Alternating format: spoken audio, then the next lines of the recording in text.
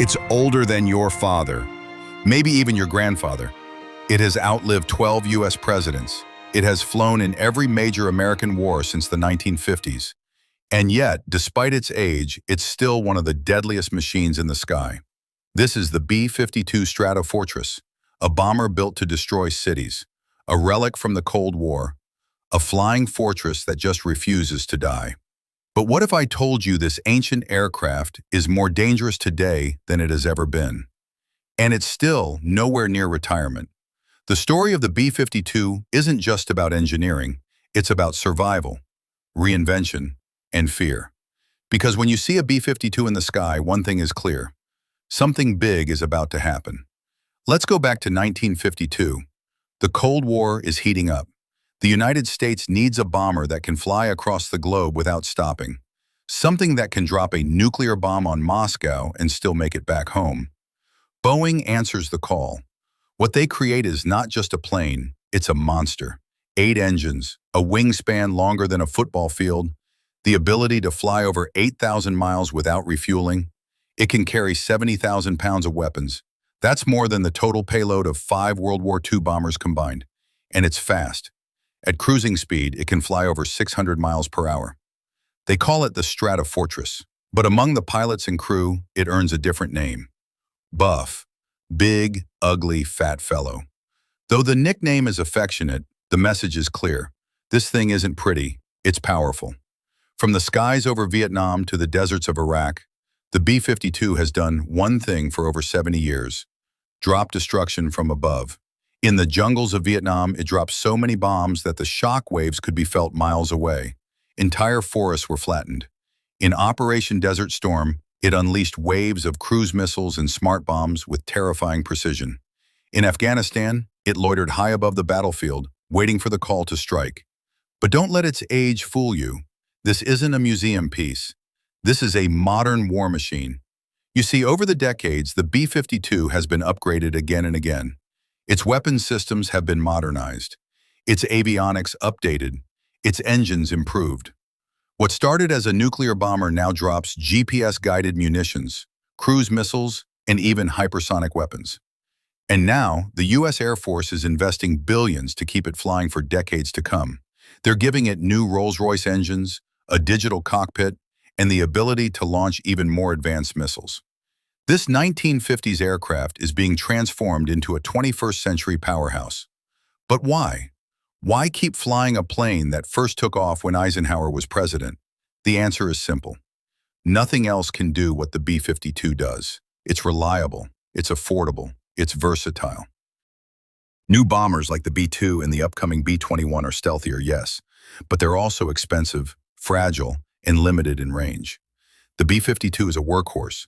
It can stay in the air for over 40 hours with aerial refueling.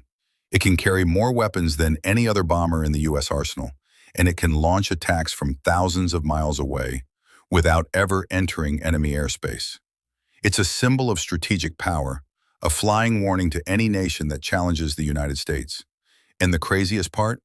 Some of the pilots flying B-52s today are younger than the planes themselves. Most B-52s in service were built in the early 1960s. They've flown in Vietnam, the Gulf War, Kosovo, Afghanistan, Iraq, Syria, and now they're preparing for a future conflict that could look very different from anything we've seen before. Because the B-52 isn't just being used to bomb caves anymore. It's being prepared for a potential war with near-peer adversaries. That means China, Russia, North Korea. In a modern battlefield filled with advanced radar systems, hypersonic missiles, and cyber warfare, you might think the B-52 would be obsolete. But think again. The U.S. military is adapting it to carry long-range standoff weapons, missiles that can fly over 1,000 miles before hitting their target. This means the B-52 can stay far outside enemy air defenses and still deliver a devastating blow. And in the future, it may even carry drones, lasers, or electronic warfare payloads. It's no longer just a bomber. It's becoming a flying weapons platform, a Swiss Army knife of the sky. And the Air Force doesn't plan to retire it until at least 2050. That would make it nearly 100 years old. A century-old aircraft still flying missions, still striking targets, still terrifying enemies. So how has it survived? Part of it is sheer engineering brilliance. The B-52 was overbuilt, designed to fly long distances, carry massive loads, and survive punishing conditions. But part of it is strategic. The U.S. has never found a cheaper, more flexible platform that can do what the B-52 does. And so it lives on, year after year, war after war.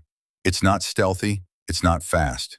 It doesn't need to be, because it brings something else to the battlefield: endurance, payload, presence. When you see a B-52 overhead, you know the U.S. isn't playing games. This isn't a warning shot, it's the real thing. And for the enemies of the United States, it's a nightmare with wings.